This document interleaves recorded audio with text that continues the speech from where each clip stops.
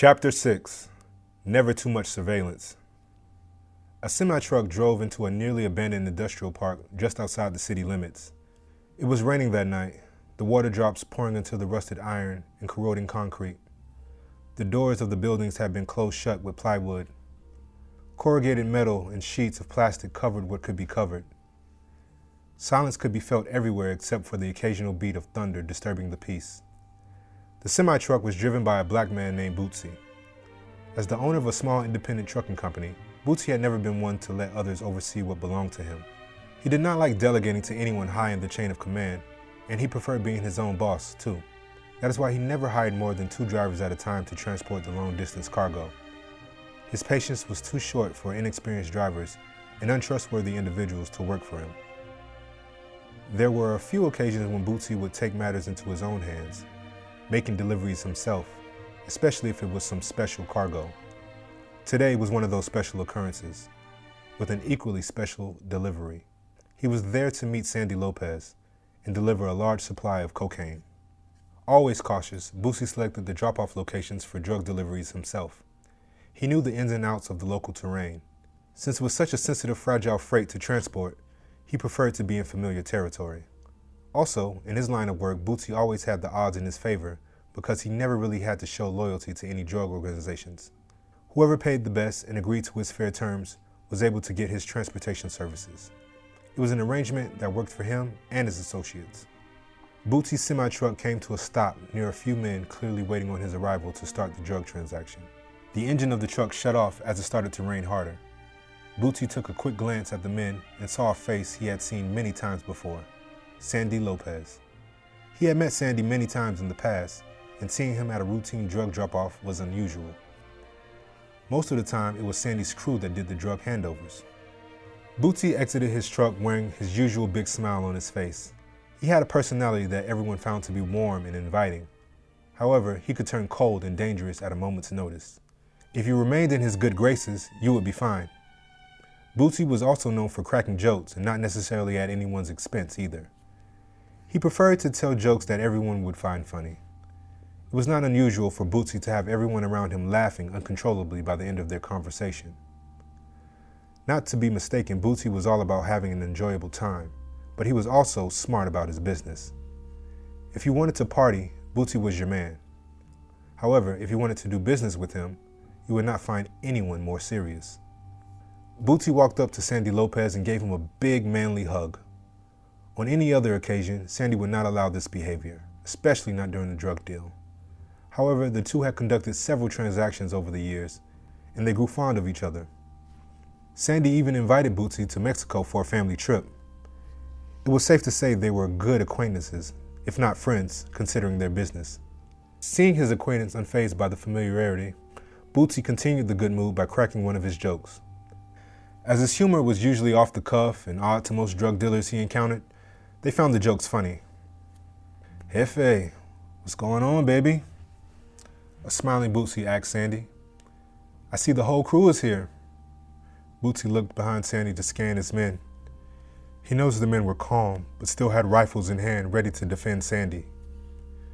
"It is raining hard as hell out here," Bootsy continued. "Are you too cool for an umbrella, loco? Where in the hell is your umbrella? Not even a hoodie, man? With all this rain, one of your boys might be made of sugar and melt." Bootsy laughed as he saw that Sandy Lopez did too, with the grin he always had when talking to Bootsy. "So what are you saying, my friend? One of my men is sweet like sugar? 'Cause only sugar melts in water," Sandy said, teeth bared. Despite the boss being on good terms, one of Sandy's men looked upset over Bootsy's joke. The man uttered something under his breath, trying to hide his expression as he did. But it was heard, even in the rain. "Hold up now. Did one of your men say something to me?" Bootsy asked, looking at the men standing behind Sandy Lopez. Bootsy asked again, "Do any of your men have something to say to me?" One of the Mexican men answered, "I was just talking to myself. I meant no disrespect." "Next time you start talking to yourself, just tell yourself to shut the fuck up. You will live a lot longer if you do, amigo," said Bootsy. Sandy's men knew that Bootsy could be an extremely dangerous man if provoked. He had a reputation for being strict about his business, when it came to making money, and anyone who dared to try and rob him had just committed suicide. Bootsy's only weakness was young women and partying, which he enjoyed doing often. If anyone was willing to gamble messing with Bootsy, they had better know they were gambling with their lives. Sandy and Bootsy suddenly laughed uncontrollably. They laughed for a good while before Sandy's men started joining in the laughter. As everyone continued to laugh, Bootsy's smile quickly faded and his face turned stoic and stoned.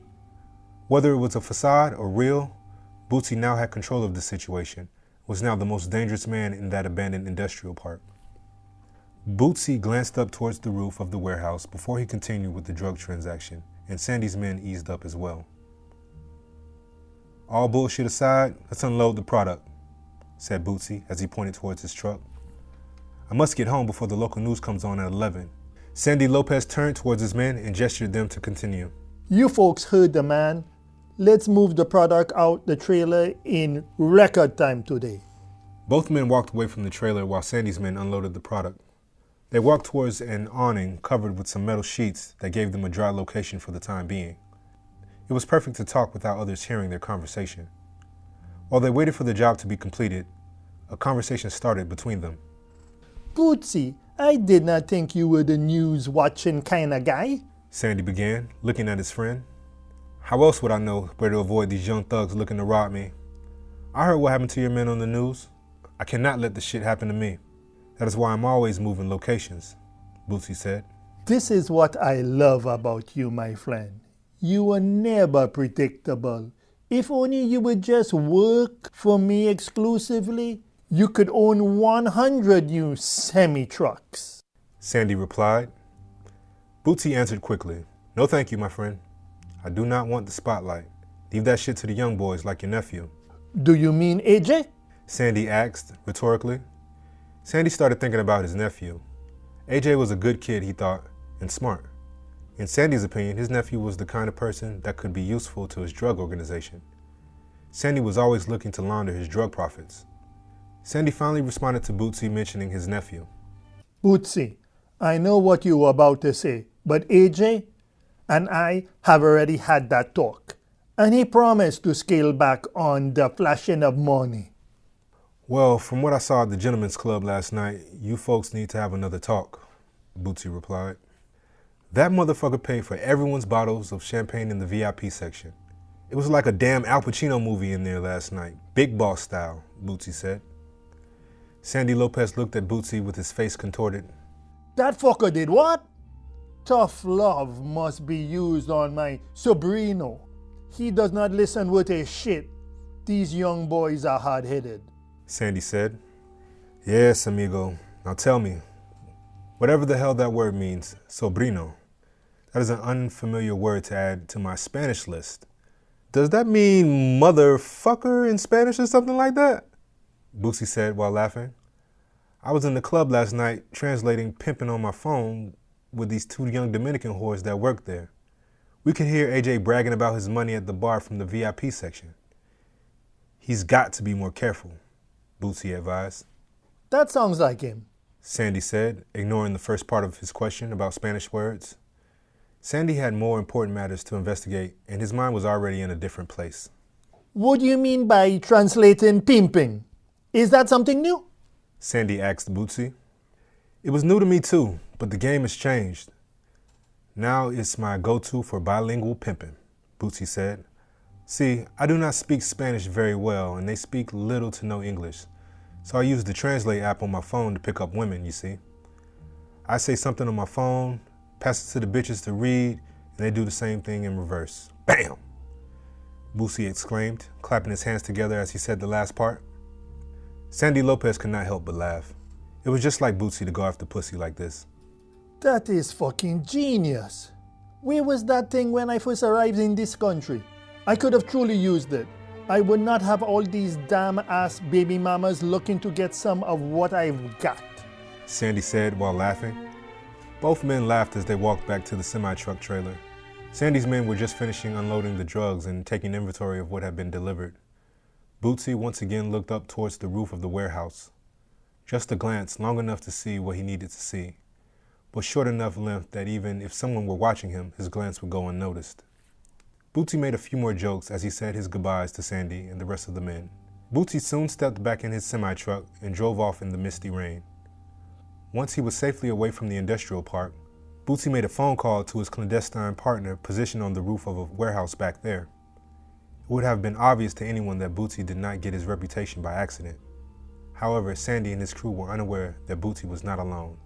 He had someone watching the entire deal transaction from the roof of one of the buildings in the industrial park. Bootsy's watchful eye on the proverbial roof, as it were, was in constant communication with him through an earpiece. It was raining, and Bootsy, being him, had concealed the equipment by wearing his hoodie over his head. No need to excuse himself for wearing a hoodie up in the rain. Bootsy's partner used the scope of their rifle to get a bird's eye view of the drug transaction. The person informs him of everyone's movements and, if necessary, eliminate anyone if needed. Being prepared in their line of work was not just a good thing, but necessary. Therefore, Bootsy making it out of today's drug transaction safely was not by accident. "Is everything cool, Sophia? I don't have anything to worry about, do I?" Bootsy asked on the phone. Sophia answered, the sound of rain unmistakable from her end of the line. "No, cousin. Everything is cool. Sandy and his men just left and seem incredibly pleased with themselves. That's another easy payday for us, for sure. I'll meet you at the spot later tonight." "Bet," Bootsy replied. "Wait, Sophia, I need to make a stop at Walmart and buy another prepaid cell phone. Remember to replace your cell phone every month. Hell, even my own big brother does not have my cell phone number. I gotta call his ass on the regular to stay connected, you know?" "Shit, I know," Sophia said, laughing. "You need to call him soon after replacing your cell. We're due for a vacation in Miami. It always feels like summer there. I'm so ready to get out of here and relax and chill." "You're right, Sophia," Bootsy said as he drove. "Can you believe he gave all this money up just to get married?" "Not us. We will always stay single, Sophia." "Being single is the shit, my girl," Bootsy laughed. Sophia did too, but she had to stay focused on her job for just a little longer. She remained on site until Sandy and his crew left the industrial park. Sophia Fire was Bootsy's closest friend, roommate, and enforcer. She used her beauty and knowledge of the drug game to help Bootsy accumulate his wealth. She was slightly older than Bootsy and had no family nearby. She was the kind of friend who was very protective of Bootsy and tolerated no disrespect from anyone. She enjoyed his humor, but appreciated his work ethic even more. They both lived in a rural area outside of the city by choice. Bootsy's reason was the ability to see your enemies coming from afar. His location was strategically chosen to eliminate any threats. Their property had 2 houses, its own water source, and live animals. To the average eye, they were simply country folks, and that was exactly what they wanted. To Bootsy and Sophia, it was a defendable location if push ever came to a shove. Thank you so much for hanging out with us. If you had fun or picked up anything from this episode, please assist us by hitting the like, subscribe, and notification buttons. You can also comment and share our content. These small things really help our channel and mean a lot to us. Also, special thanks to our Patreon supporters. You guys are the heartbeat of this channel, and we can't thank you enough for being so generous. If you would like to join our Patreon community, please click on the link below. You can contribute as little as $5 per month. You can get all kinds of perks. You can even buy merchandise of your favorite characters at our shop store. Click on the link provided below. That's going to do it for now. Until next time, remember you are cherished by us. So be kind and know that we consider you as family.